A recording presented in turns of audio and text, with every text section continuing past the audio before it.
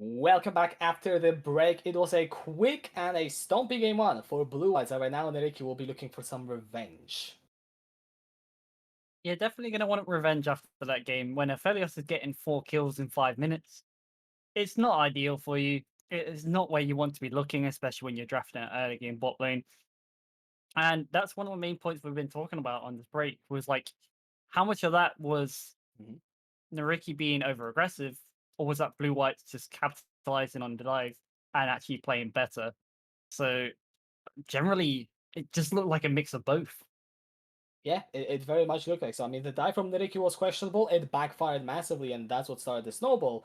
But at the same time, it was Blue-Whites who were able to use this snowball to find the leads that they have. So really, I think the question that we're getting at is, can Blue-Whites repeat this if Nyyrikki do not make that same mistake? Yeah, I think we're going to see a lot of adaptation in draft alone because the Kindred got way too big for Xin. Despite Mhm. Xin actually playing well, there wasn't enough to slow down the Kindred. Kindred also got fed off bot lane, which helped bot lane get further ahead as well. And it just looked like the only pressure they had in a lane was top lane only because Karma TP'd to bot lane, which Yeah. isn't saying a lot. It really isn't. I think we still have the same questions for Nyyrikki that we had coming into the series. It's about whether they can use Petowska to find the leads in the top lane, maybe play a bit around their bot lane as well, and of course the question of Flipper still stands because I was quite happy given the game state with that Xin performance, but of course it didn't really tell us anything at all. Yeah, I mean, both these teams, still in my eyes, are very evenly matched. They are Mhm. very, very strong teams, two of the best teams, if not. And we kind of expected it to be an aggressive game. We didn't really expect it to be this much of a stomp, but most of that comes down to mistakes. Nyyrikki still look aggressive even when behind in games, and even the gold state wasn't too much to deal with. Like they were clawing back at many points in the game.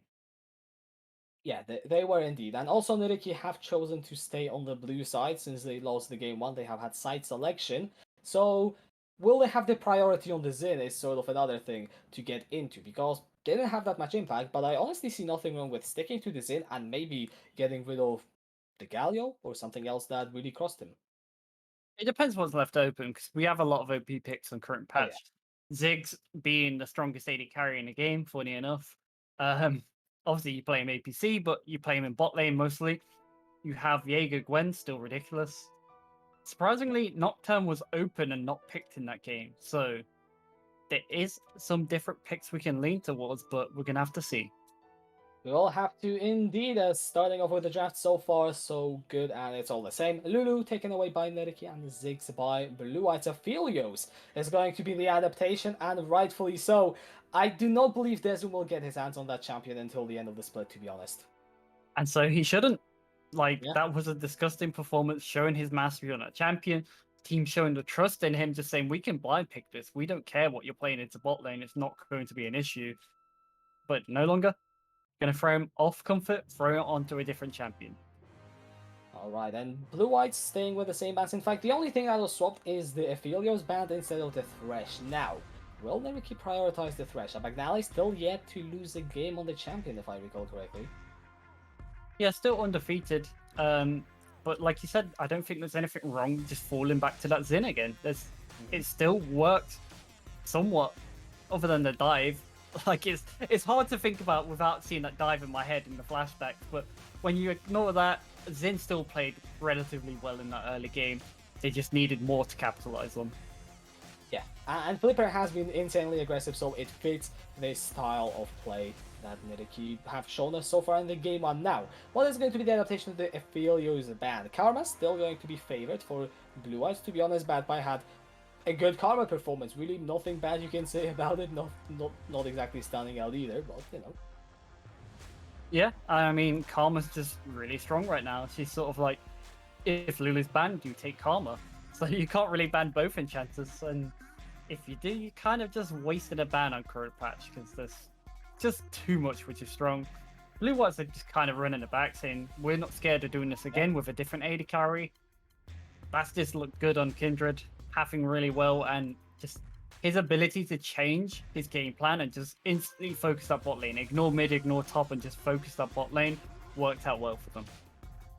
It did indeed, however, here comes the Thresh fireback Nally. So if you do go by the statistics, Nyyrikki are, already feeling probably quite good in this game. Now, what are they going to round off their first phase of picks is my question. AD carry, probably. You could I be think an looking. AD carry, definitely. There's a few power picks still left open, and before I even get to talk about it, it's the It is Jinx. Jinx. Like the main power picks I'm looking at. So a lot of teams have sort of just said we don't want to play Ezreal anymore. We're bored with him. We'll play him when he gets buffed again in some time in the future. You know, just classic Ezreal stuff. The main AD carries people look to is still Tristana, Jinx, Varus. Talking of which, is more than likely going to get locked in. I wouldn't be surprised. Yeah, there we go. It is picked up by Bluewhites. And what sort of, virus month are we in? Is it lethality? Is it on hit? Because I honestly just kind of lost track of it. Well, when you already have consistent DPS with a Kindred, it frees you up to go lethality. Mhm. So I highly expect lethality. I would be pretty sad if he goes on hit here because Jinx is very squishy. It'll make it even easier to take her down in team fights. You already have that consistent damage. Double AD carry as well makes objectives easy too. Yeah, and let's not forget Thresh doesn't really have high of a base armor and it doesn't scale with level. You actually got to pick up the souls. So lethality in the early game against that Thresh also feels like a good choice.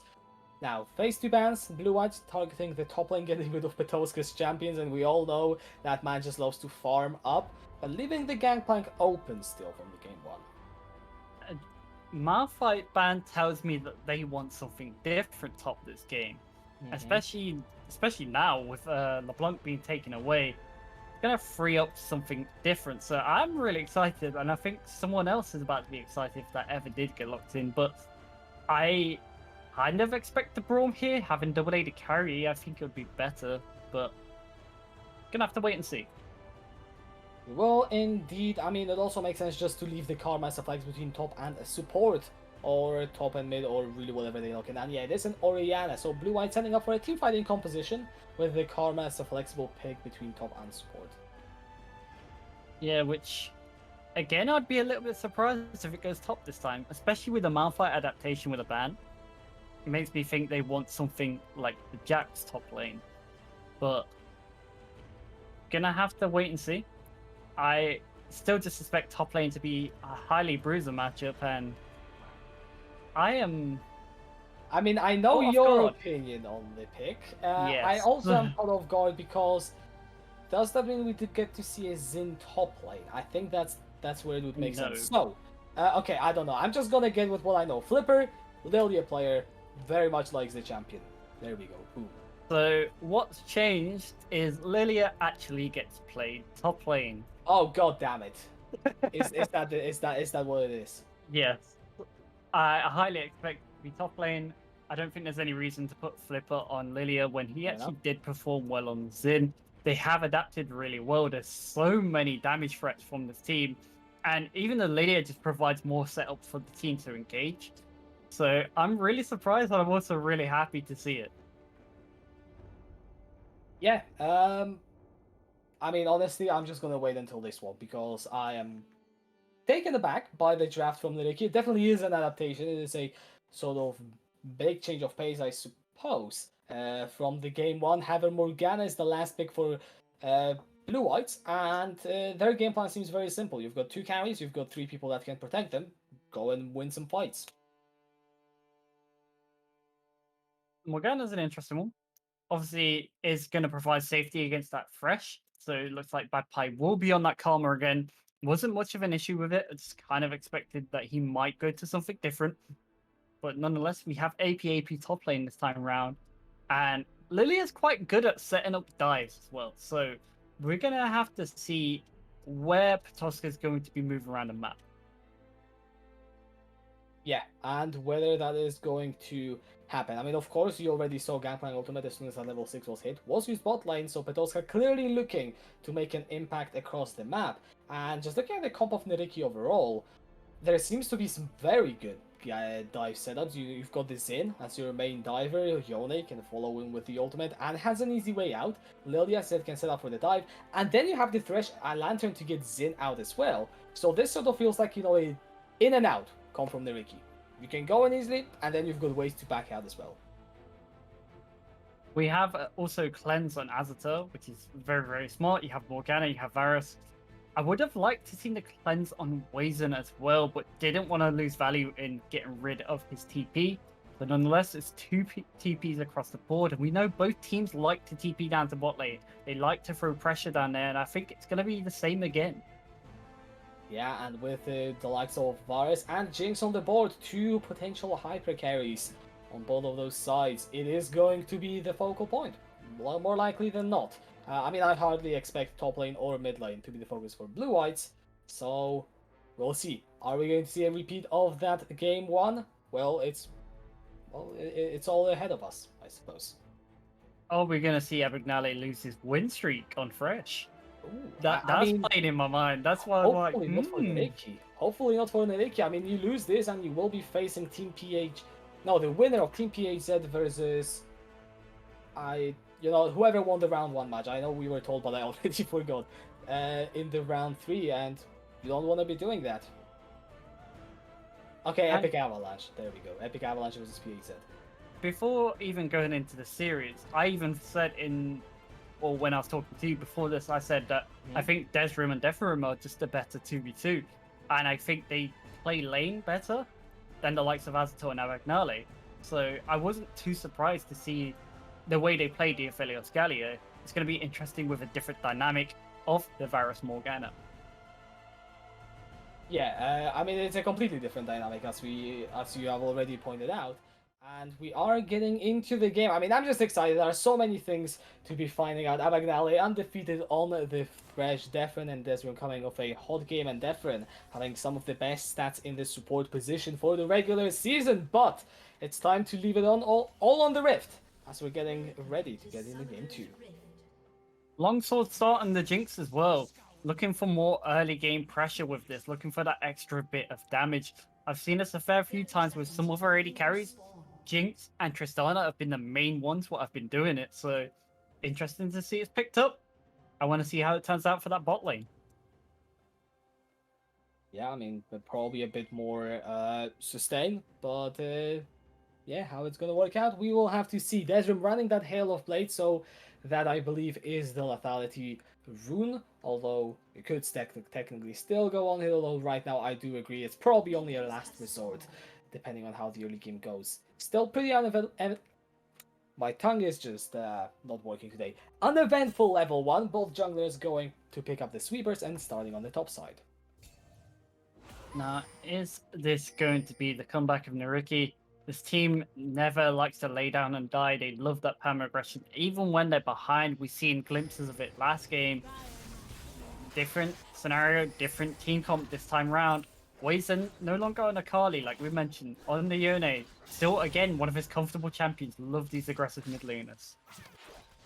And he's playing into Pomos Oriana, which is very much a defensive mid laner, so a bit of a change of pace here. This time it is on Wazen to try and make the early aggressive plays and make sure that we just don't see Pomo farm up for free.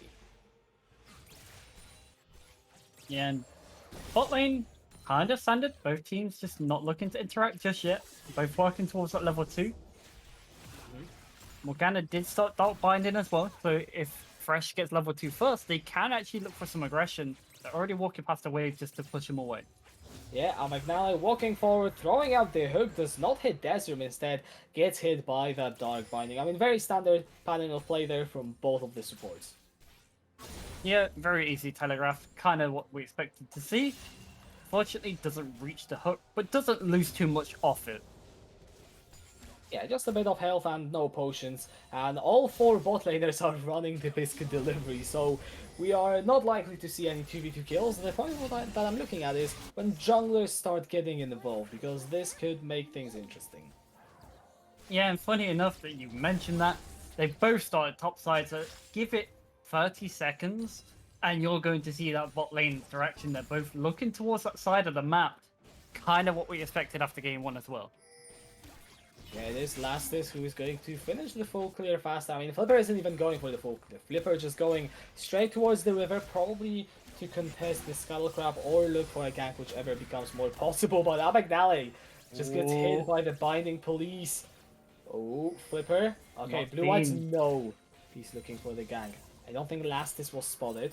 That Kindred still remains hidden, but Powo has got priority to run from the mid lane. Skylar Crab will be secured, hopefully. Flash forward from Jeffer, and the binding is going to hit onto Azither, who takes the lantern, but is now brought to about a third of the health. Lastis still on the chase. Flashes forward, but first one is picked up by Flipper, and Blue Whites overextend on the chase there a bit. Now that was some crazy over-aggression. I thought after the flash binding it might have been enough. Orianna has no mana, they're going for this. Yeah, flash, knockout from Flipper. The slow connects, good flash away from Pomo, the lantern as well, to get Flipper out to safety. Nyyrikki were trying for an extra play, lost his summoner, traded it. Mid laner for jungler, but a kill and a lot of map pressure are now given over to Nyyrikki. A lot of map pressure, a lot of mid lane pressure as well. Orianna not having flash against a Yone is almost a death sentence. As soon as he hits level 6, that matchup gets even harder for Orianna to play. Oh yeah, Pomo should be probably looking to be picking up some defensive items at some point soon, but instead picking up the tier and the boots, which, well, probably is as good as you can do on an early recall like that. But it's not going to save you from Wazen when that ultimate is going to be hit, as you said. Yeah, just pretty standard, to be honest, because they need that tier. They're going to build Archangels anyway. Kind of one of their core items. Just going to get early boots, because that's pretty much all they can afford. If you pick up a cloth instead of boots there, it's kind of a little bit of troll. Yeah, it is going to be. However, I'm just going to be looking at where the vision will be set up right now. Because you can already see 2 deep wards from Nyyrikki, and they got that kill. It's all great, but you kind of want to start controlling them up. You probably want to be getting the dragons on your side, especially that, as you said, Petowska can set up those dives. So you really need to make sure that you aren't skipping any steps in it. Yeah, and Zin trying to move around to the top side, but is spotted by a ward. So it's just unfortunate you're going to have to clear that and back away. Not going to get any more pressure of this. Waiting, just looking for some aggression in the mid lane, but nothing else will come off that just yet. Not yet. Now, Lastis is looking for a lane gank in the bot lane. There is a ward, however, I believe, in the bush closest to Blue White's tower. And you can already see pings by Nyyrikki. They are aware of this attempt. And yeah, there is the ward. That gank is not going to, or well, should not work. Yeah, this happened last time. Surely this needs to be red, because it's how Lastis picked up a lot of kills from bot lane. Okay, level 6 was just hit by Wazen. The chain CC is too much. The lantern is there as well. As I said, in and out, you don't even see when they did that. The funniest part is, we mentioned about as soon as you lose flash, it's a death sentence. And exactly what just happened. Poor man can't run anyway, he can't flash anywhere because he doesn't have it. Gnale even getting that cheeky lantern in there just for the assist. Yeah, like now looking for a play in the bot lane is going to throw out the hook, but misses. But top lane, Petowska looking for a bit of a solo ball of their own to Magpie. But did they miss? There was a death in bot lane that killed Deferon. I think that might have hit. I'm not entirely sure. The camera just got away as he was casting it. I guess we might see on the replay, but they killed 2 Azither anyways.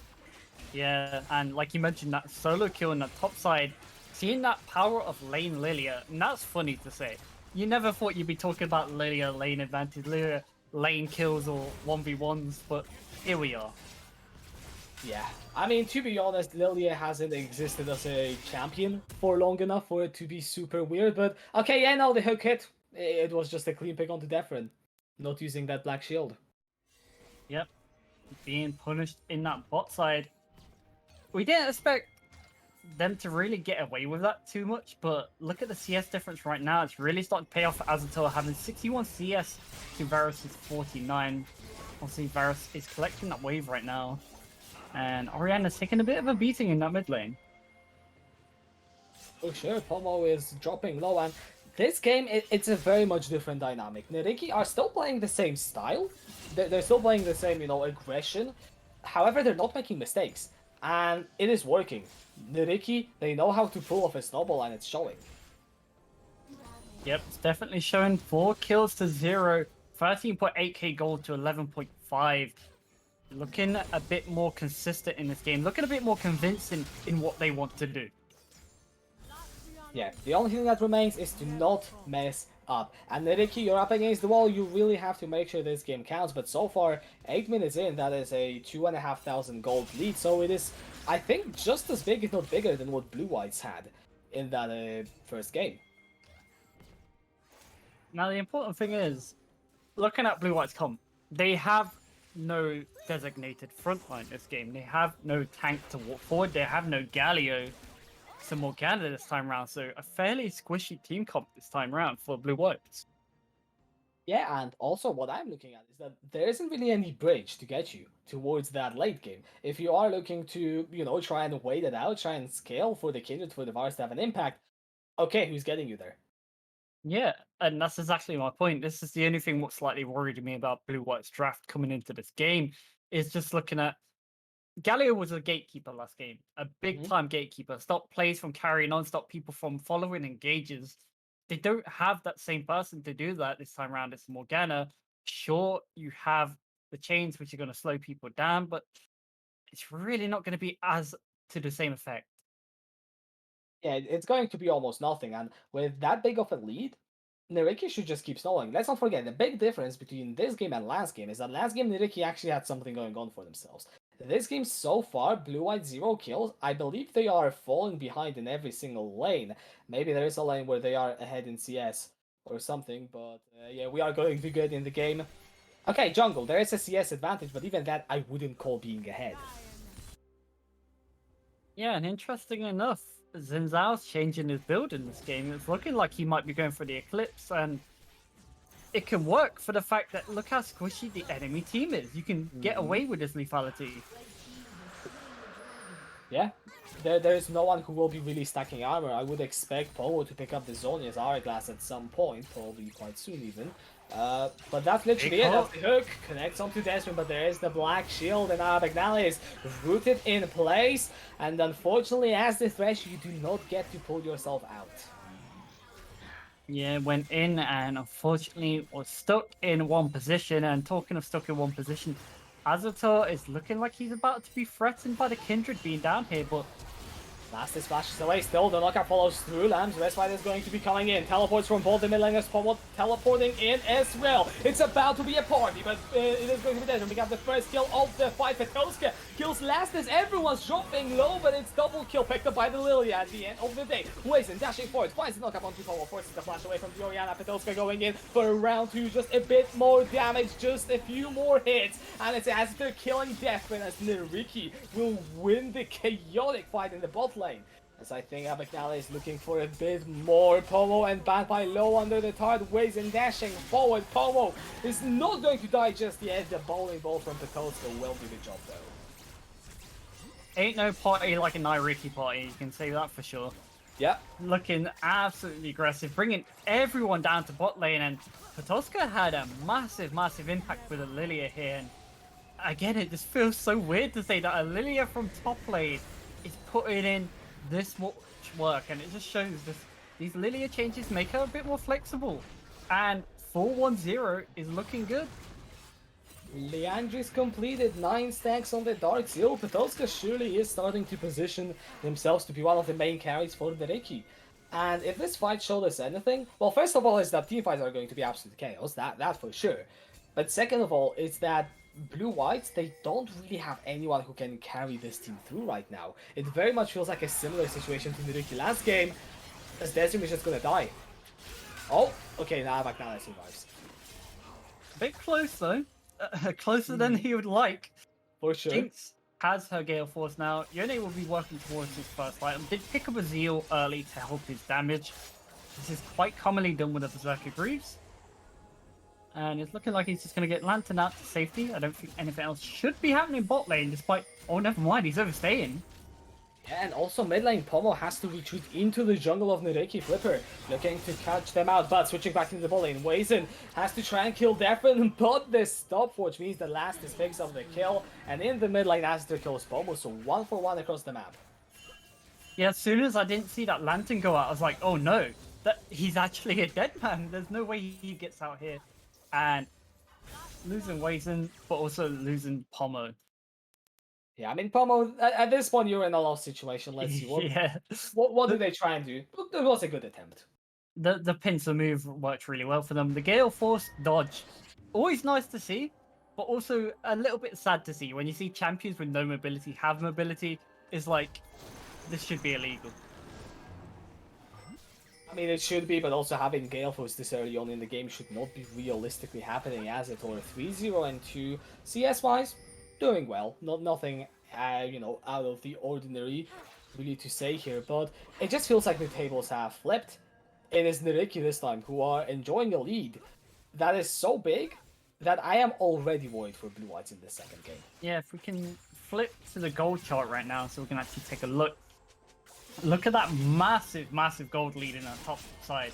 Oh, Lilia God. is Yeah. miles ahead of Bad Pie, and this is why I'm a little bit worried when I see Bad Pie on this Karma. It was okay last game. Wasn't too impressive, it was just okay.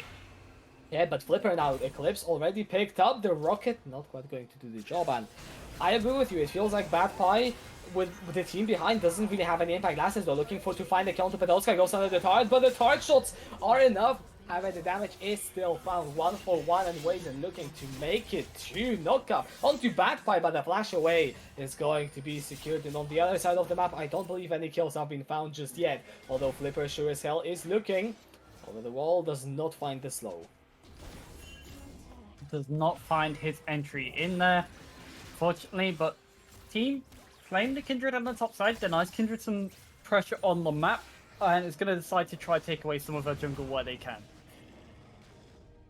Yeah, it's a very systematic game from Nyyrikki. And one thing that I really want to point out is that Bluewhites got ahead by a mistake that was kickstarted from Nyyrikki. But Nyyrikki are now showing us that without really any input from Bluewhites, they are able to start and snowball a lead to this extent. Yeah, and talking of CS again, looking at mid lane, looking at top lane, there's some quite big leads there. Jinx has 20 CS on the Varus as well. And just looking like the Nyyrikki are not slowing down this game. Nearly 28k gold to 21. A very big statement. Yeah.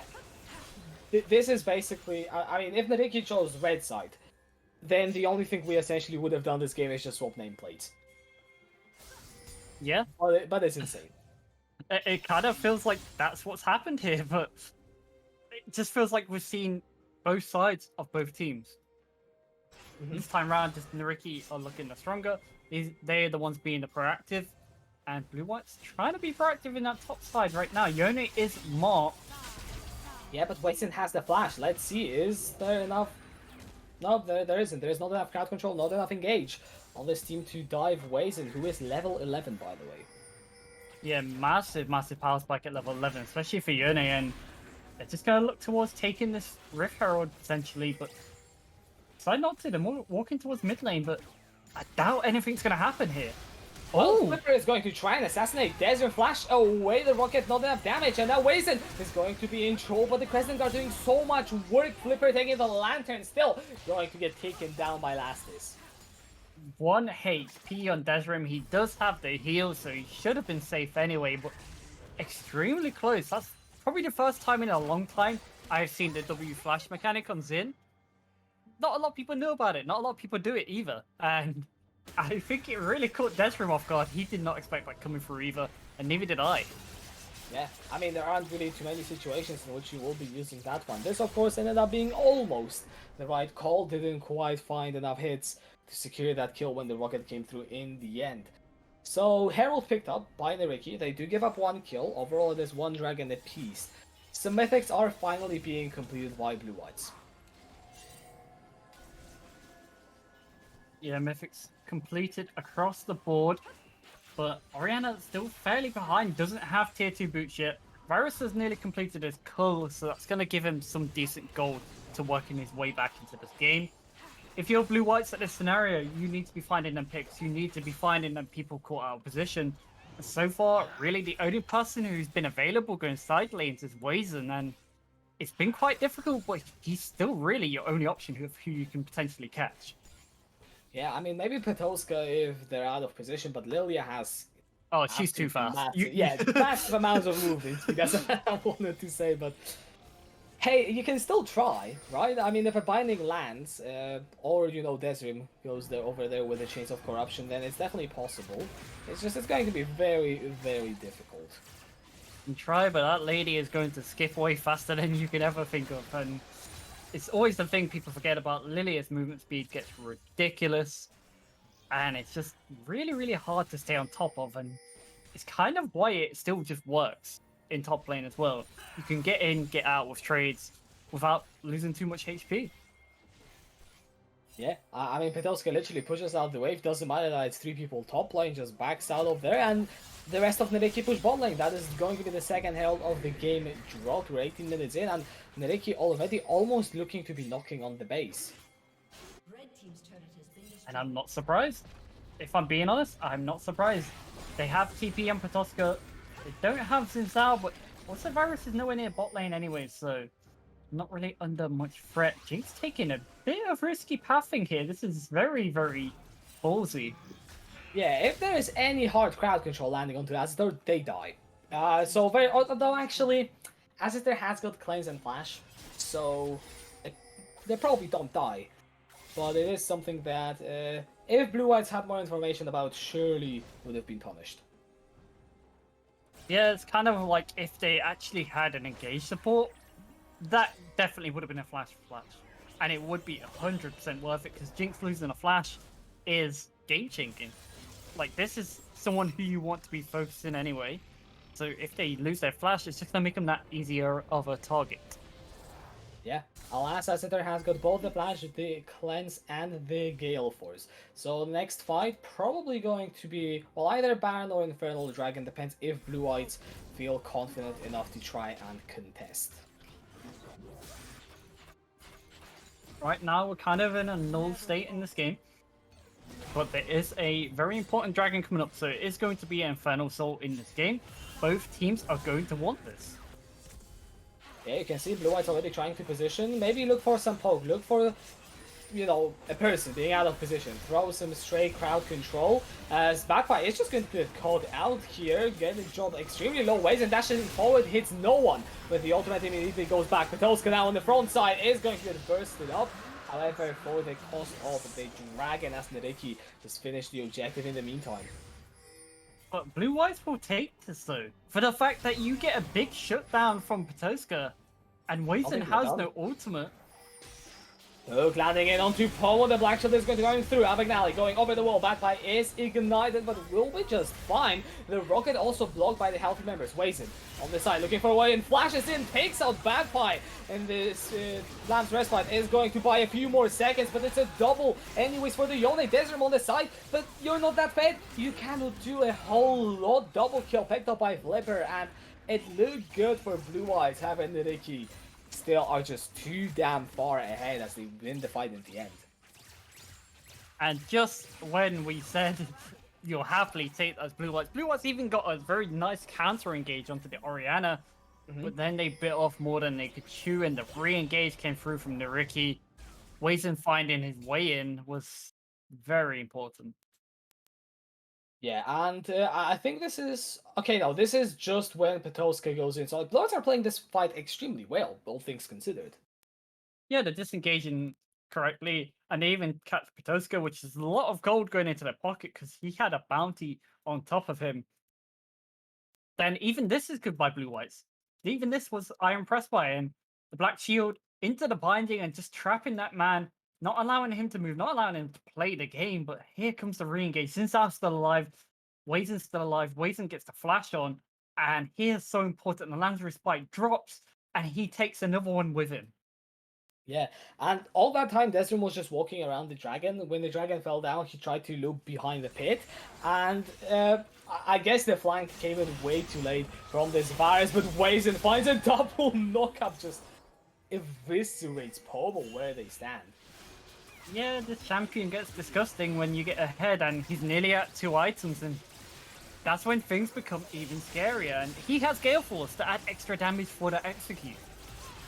Yeah, he's just going over the pit, trying to threaten Deathwind. Absolutely blown up. Desert now pulled back by the Flash, heal away, but will still be put to sleep by the Lilting Lullaby. There's the zap, there's the damage as they're on a rampage. And Nyyrikki, good adaptations. They came into this game, they knew exactly what they want to do as Wazen. Maybe a bit too close there. But yeah, they are now on their way to try and get us to the match point, is the big thing. Playing a dangerous game with a Baron ways and try to test his luck. But like you mentioned, Nyyrikki just looking a different team, looking more like themselves, looking a lot more convincing, and it's looking like we're gonna have to go into that final game to get a decider from here onwards. It's gonna be very, very hard for Bluewhites to come back into this. It's not impossible. It's just gonna be extremely hard. It's more in the hands of Nyyrikki to throw the game than Yeah. Bluewhites playing well. For sure. I mean, Lastis is really the only hope. I'm not entirely sure on how many marks we have the Kindred, but 2 completed items working towards the third one. You know, it's acceptable. Okay, 4 marks, I am being told by the production. So not insane, but also, you know, I've seen worse as Bad Pie. It's just gonna get cat done by Wazen. So, yeah, Blue Eyes just need to sort of keep fishing. So, already when looking at this, if I'm talking next game already for Bluewhites, I want them to see different champion in top lane. I don't think Bad Pie being on Karma is ideal. It's looked average in 2 games in a row, and that's a dead God. man. Goodbye, Desert. That is disgusting. The bonk from Lilia is, it hits different when you're this far behind. So who's the real assassin? I have no idea. Maybe it's Lastis, because Abaknala is just going to die. Flipper now also jumping into the front side, but Lastis has to try and survive Azither, nailing them down with the rocket. So it doesn't matter in the end. It is still going to be Nyyrikki breaking open the inhibitor towers. And we talked about that free talent strike from Sid. Yeah, we did. Talking about it. apparently, yeah. There we have a visual demonstration. I was just about to say this man held his third strike for Kindred till the Lancer Spy ended and knocked him up when they flashed, so they was guaranteed dead. And then he just does the same again. He gives a perfect example 2 times in a row. Yeah, I mean, the knockups in general and the engages from Wazen, sorry, not Wazen, Flipper, have been impressive, knowing exactly how to use that champion to the best effect. And this is so difficult for Bluewhites at this point. They're gonna start getting choked out with minions. The next dragon's coming up is another Infernal. You're gonna see Nyyrikki work their way straight towards that, and then work through that bot lane. There is a TP coming through. They're looking to rush in this.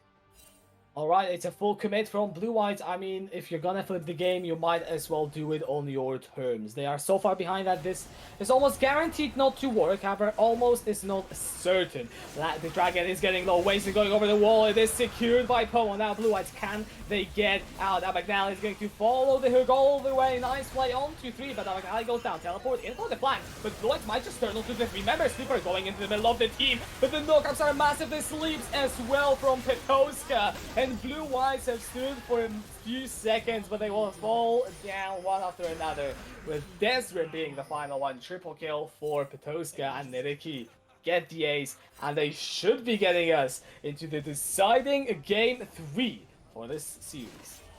So I'm gonna have to ask something cheeky of our production. If you can get that replay of the slow motion of Lilia doing that Q ability, the spin, hitting 3 members and dropping half their HP bars, because that was absolutely disgusting from Petoska, flashing in, getting all that damage off. Whew, that was disgusting.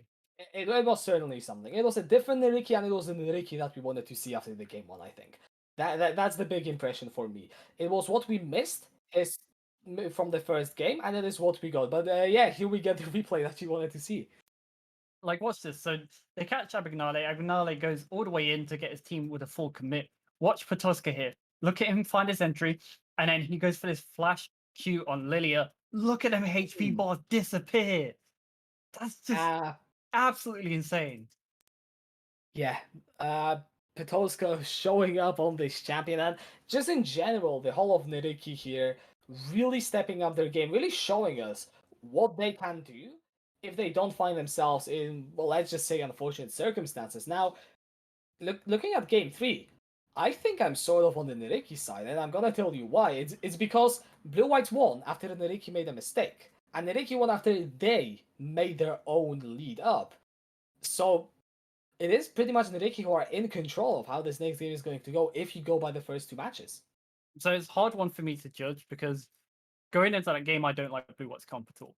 There's Hmm. no one to stand forward. There's no one to deny it engages. You have a Morgana, you have a Black Shield. That doesn't mean they're going to not pull the trigger and follow through. Like you see in Abignale, he will go to his death so his team can go in, and it works. And there was no gatekeeper, there was no Galio, there's no front line to stop that. Just something stood out already from that comp alone, just to say that this is on Nyyrikki to throw this game from the get go because they have tools to go in. They have Lilia for late game as well in terms of the Jinx as well. They have so much power, and Orianna was forced to defense all the time. She was never able to look aggressive.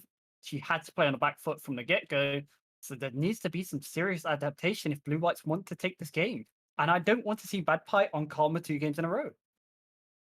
Yeah, I mean, to be honest, I would agree with you. I think the draft was definitely putting Nyyrikki in that position. And Blue Whites, now it's your turn. Go back to the drawing board. Nyyrikki have got the momentum going into the game three. However, I feel like we are just going to throw it over to the shoulder break, and then we'll be back to discuss and bring you the final deciding game of who is going to move into the finals of the upper bracket.